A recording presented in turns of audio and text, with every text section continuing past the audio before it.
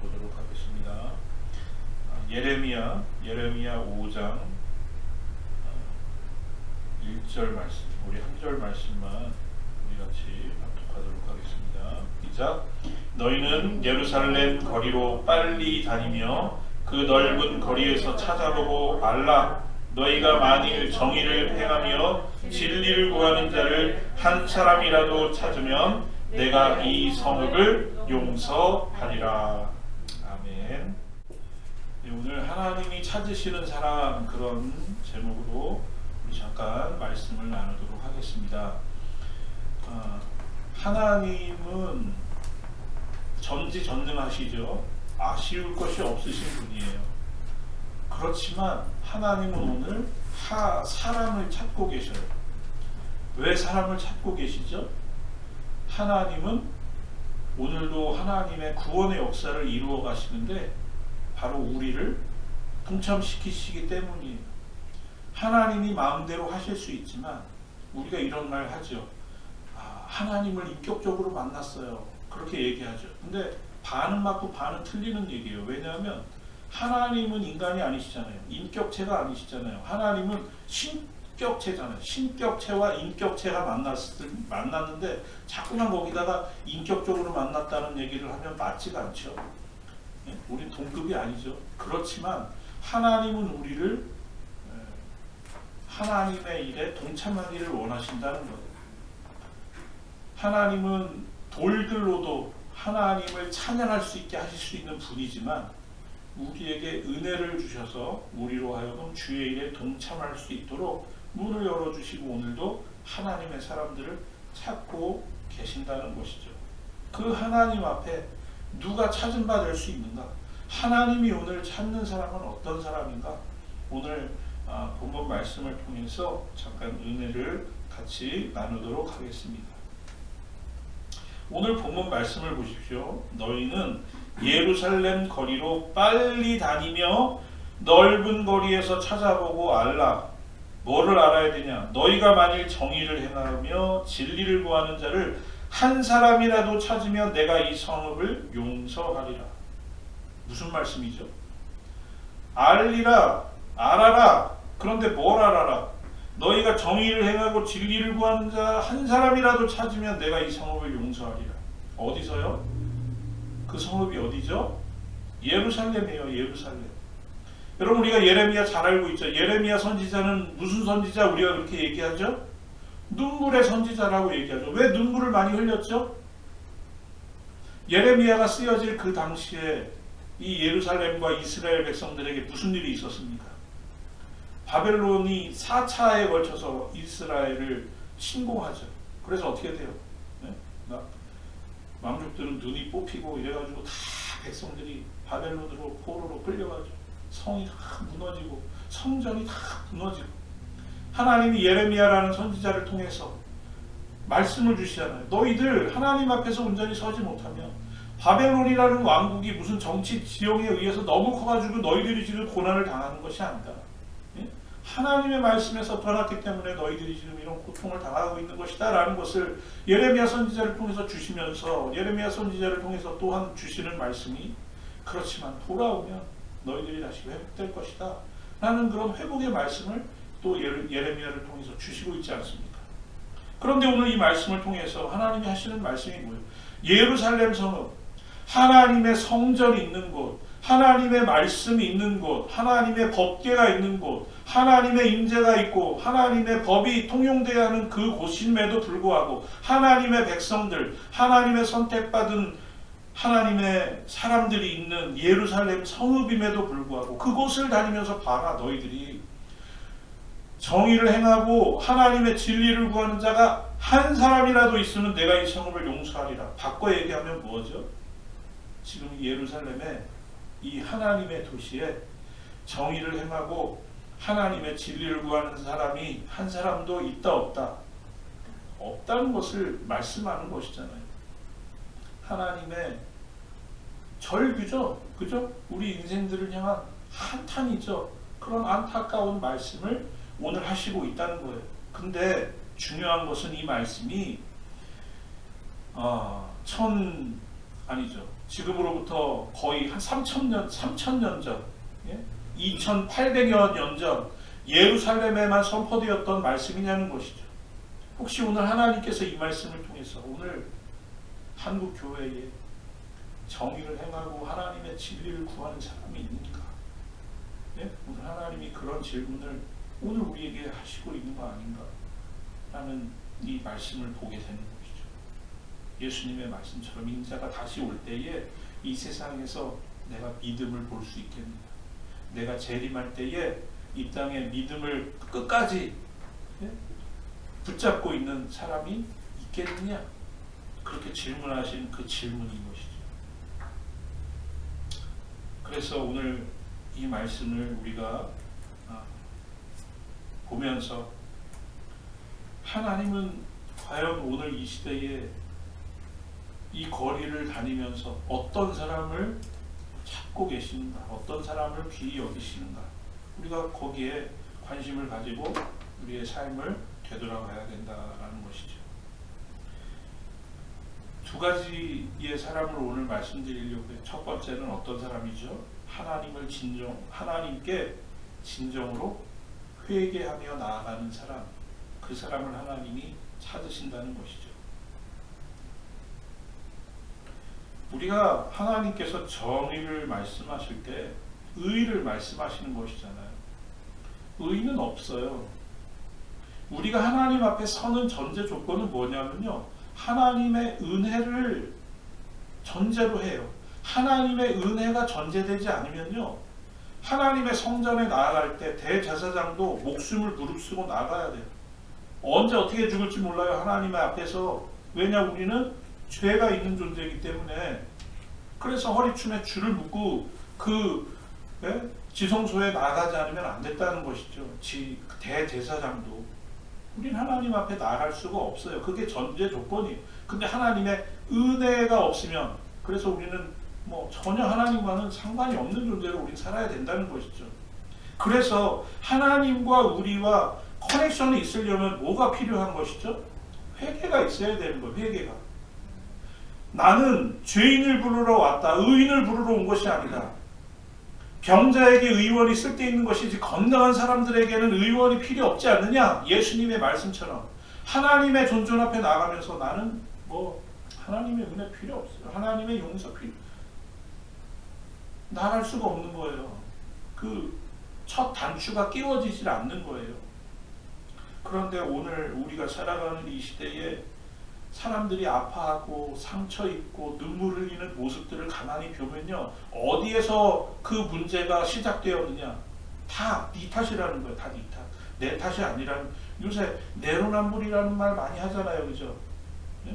내가 하면 로맨스고 남이 하면 불륜이고. 나는 다 옳은 거예요. 네가 잘못했다는 거예요.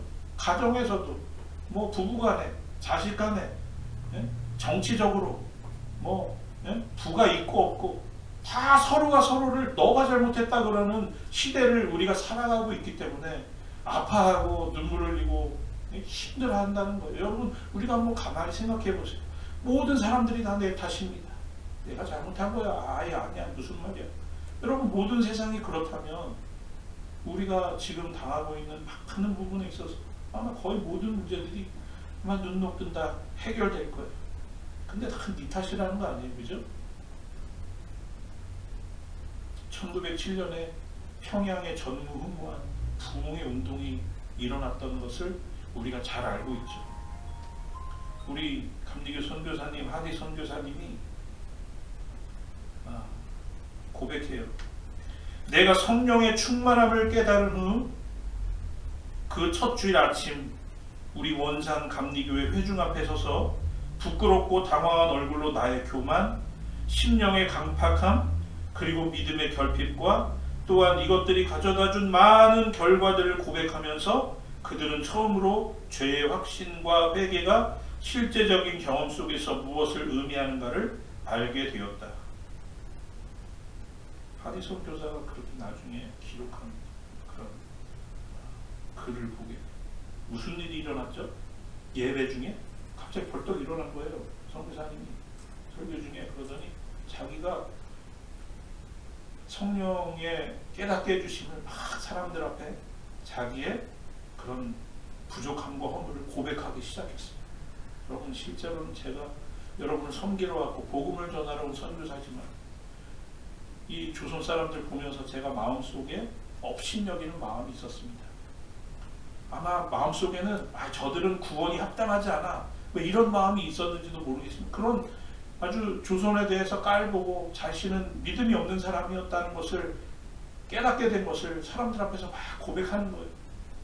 그랬더니 회중 속에서 막 그냥 장로님도 일어나고 권사님도 막 일어나기 시작하는 거예요. 사람들이 그러면서 자신의 그런 죄를 막 고백하는, 난 아무개 돈 어제 20번 떼어먹었다, 저번에 나는 저 사람 얼마나 미워했는지, 막 사람들이 일어나서 자신의 죄를 고백하기 시작할 때 그곳에 일찍이 경험하지 못했던 뜨거운 그런 회개의 역사가 일어나고, 그것이 제2의 예루살렘이라고 불릴 만한 놀라운 평양의 부흥의 역사의 시발점이 되었다는 것을 우리는 잘 알고 있죠.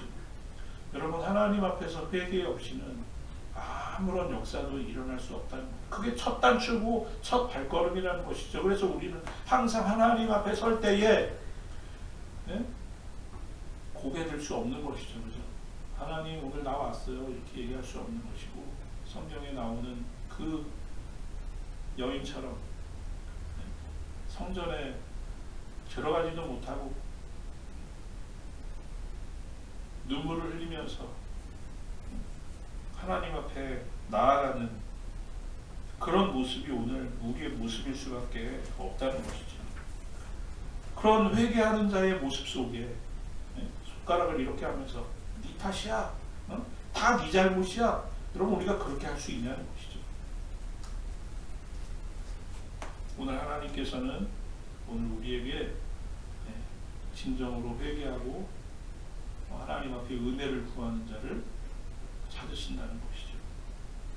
소는 그 인자를 알고 나귀는 주인의 구유를 알건만 이스라엘은 알지 못하고 나의 백성은 깨닫지 못하는도다 하셨도다.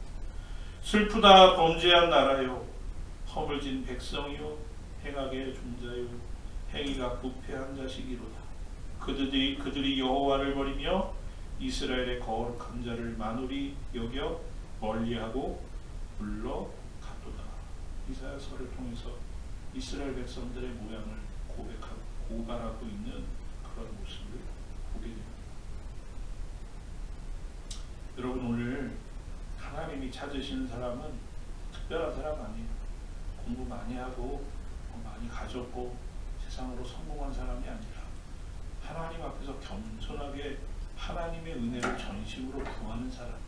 하나님, 저는 죄인입니다. 제자들이 예수님 만났을 때 한 것처럼 그 찢어지는 물고기를 예수님의 말씀에 순종해서 끌어올렸을 때 어떻게 했어요? 예수님 감사해요. 그게 아니라 주님, 저를 떠나세요. 저는 죄인입니다. 그렇게 고백했던 것처럼 오늘 우리는 주님 앞에 긍휼의 은혜를 구하며 나아가야 된다는 그런 사람을 하나님이 귀히 여기신다는 거죠. 내가 그리스도와 함께 십자가에 못 박혔나니 그런즉 이제는 내가 산 것이 아니요 오직 내 안에 그리스도께서 사신 것이라. 이제 내가 육체 가운데 사는 것은 나를 사랑하사 나를 위하여 자기 몸을 버리신 하나님의 아들을 믿는 믿음 안에서 사는 것이라. 여러분, 이 고백이 우리의 고백이 되어야 될 줄로 믿습니다. 자꾸만 내 안에 있는 살아있는 내가 나올 때마다 이 고백을 하면서 기도해야 되는 거죠. 나를 내려놓게 하시고 하나님, 내 안에 계신 예수 그리스도가 살아서 역사하게 하여 주시옵소서. 또 어떤 사람을 하나님이 찾으시는가? 예수 그리스도를 구하는 사람을 하나님이 찾으신다고 말씀하시고 있습니다. 오늘 예루살렘 성읍을 다니면서 정의를 구하고 뭐를 찾는 사람? 진리를 구하는 사람. 진리가 뭐죠? 여러분, 진리. 진리는 변하면 안 돼요. 그죠? 진리는 변하면 안 돼요. 근데 과학이 발전하고 사회가 변화하고 문화에 따라서 상황에 따라서 세상은 다 변해요. 예전에는 일이 사실이었는데 지금은 이가 사실이 되었어요. 그렇지만 영원히 변하지 않는 진리 되신 예수 그리스도, 말씀이 육신이 되셔서 우리 가운데 거하시게 된 예수님, 그분을 구하는 사람을 하나님은 오늘 귀히 여기시고 그분을 찾으신다. 오늘 그렇게 말씀하시고 있는 것입니다. 로마서에 보면 내가 만일 내 입으로 예수를 주로 시인하며 또 하나님께서 그를 죽은 자 가운데 살리신 것을 내가 내 마음에 믿으면 구원을 받으리라. 사람이 마음으로 믿어 의에 이르고 입으로 시인하여 구원에 이르느니라. 로마서 10장 말씀이죠. 우리가 구원을 이야기할 때마다 많이 나누는 말씀인데 여기 보면 예수를 주로 시인하며 하나님께서 그를 죽은 자 가운데 살리신 것을 내 마음에 믿으면 그랬죠. 두 가지가 나와요. 하나는 입으로 시인하고 하나는 마음으로 믿는 거예요. 그렇죠? 여러분, 우리가 입으로 시인한다고 했을 때, 마음으로 믿는다고 했을 때 이것을 자꾸만 전도할 때 사람들이 쉽게 생각하기 시작해서 막 복음을 전한 다음에 입술로 고백을 하면 그것을 고백한 것으로 하고 구원받는다고 자꾸만 그냥 그렇게 잘못 생각하기 시작했어요. 여러분, 입으로 고백한다는 것은 뭐죠? 사람이 입으로 고백한다는 것은요, 자기의 가치관, 자기의 생각, 자기의 경험이 입으로 나오는 거예요. 거짓말을 얘기하는 게 아니잖아요, 성경이. 우리가 입으로 예수님을 이야기한다고 하는 것은 내 삶이 온전히 예수님으로 가득 찼다는 것을 얘기하는 거예요. 로마서에서 더더군다나 말씀하는 것은 뭐죠? 로마서를 쓰여질 때는 극심한 박해가 있을 때잖아요. 예수님 옛자만 얘기해도 끌려가서 사자갑이 되던 시대란 말이죠. 예? 그런 시대적인 배경을 생각하면서 우리가 이것을 생각할 때에 결코 예수 그리스도를 입으로 시인한다는 것은 간단한 문제가 아니라는 거예요. 여러분은 입으로 예수님을 시인하고 있습니까? 마음으로 예수님을 정말로 믿고 있습니까? 우리가 믿고 있다면, 어떤 사실에 대해서 우리는 믿고 있다면 그대로 행동하게 되어 있는 거예요. 그죠? 제가 제 책 꼬지에 믿음은 행동이 증명한다, 이런 책이 있거든요. 오늘 우리의 삶의 모습을 통해서 믿음은 드러나게 되어 있는 거잖아요. 오늘 성경 말씀하는 것처럼 우리가 정말로 예수 그리스도를 구하냐고요. 그러면 오늘 마음으로 믿고 입으로 시인해야 되거든요. 오늘 우리는 그런 삶을 살고 있는가라는 것을 오늘 우리에게 역으로 성경은 묻고 있는 것이죠.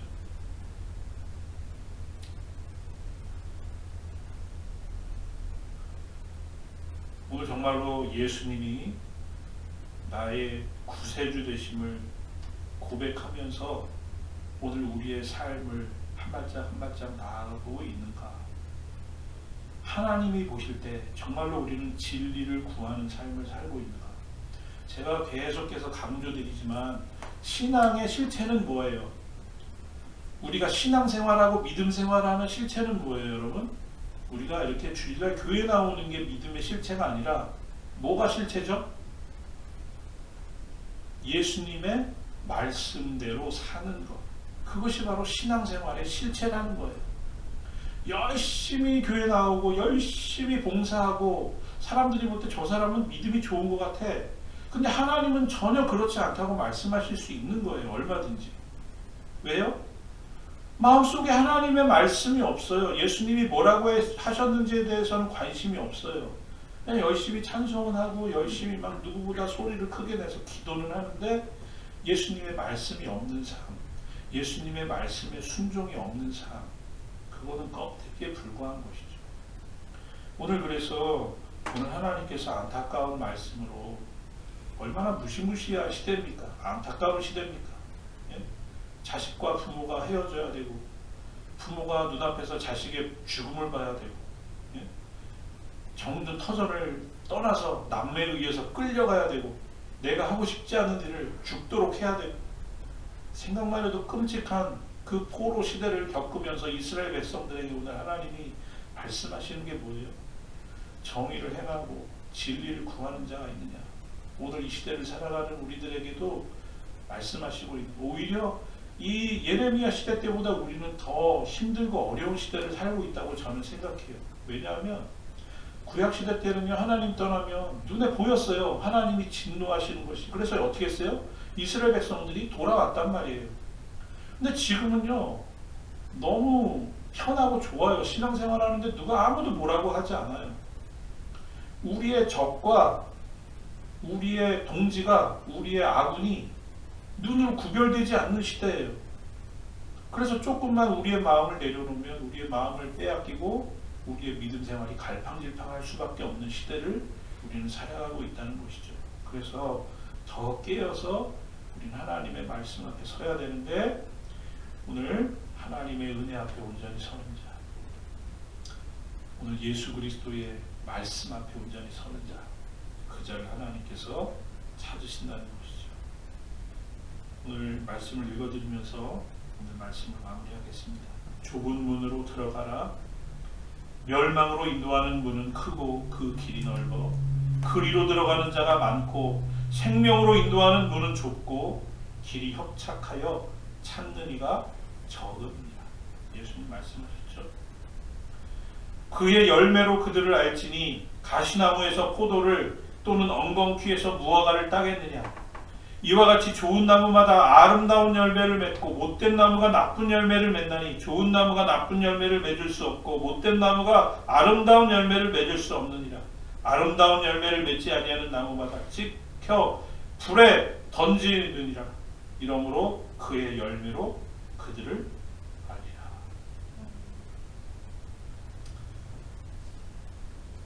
나더러 주여 주여 하는 자마다 천국에 다 들어갈 것이 아니요 다만 하늘에 계신 내 아버지의 뜻대로 행하는 자라야 들어가리라.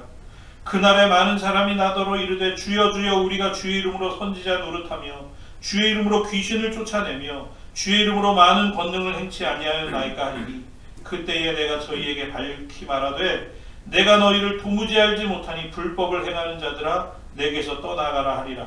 그러므로 누구든지 나의 이 말을 듣고 행하는 자는 그 집을 반석 위에 지은 지혜로운 사람 같으리니, 비가 내리고 창수가 나고 바람이 불어 그 집에 부딪히되 무너지지 아니하나니, 이는 주초를 반석 위에 놓은 연고요 나의 이 말을 듣고 행치 아니하는 자는 그 집을 모래 위에 지은 어리석은 사람 같으리니, 비가 내리고 창수가 나고 바람이 불어 그 집에 부딪힘에 무너져 그 무너짐이 심하니라. 예수님의 말씀입니다. 산상수훈을 통한 예수님의 말씀입니다. 여러분, 이 말씀을 오늘 다시 한번 우리의 가슴팍에 새기고, 오늘 정신없는 시대를 살아가죠. 우리의 눈으로 보이는 게 다인 것 같은 시대를 살아가죠. 그렇지만 눈에 보이지 않는 더 중요한 것이 있습니다. 오늘 예수님의 말씀을 다시 우리의 마음판에 새기고 예수님의 말씀을 따라서 사는, 오늘 하나님이 찾으시는 그런 귀한 하나님의 사람들로 서는 저와 여러분 다 되실 수 있기를 주의 이름으로 간절히 축원합니다.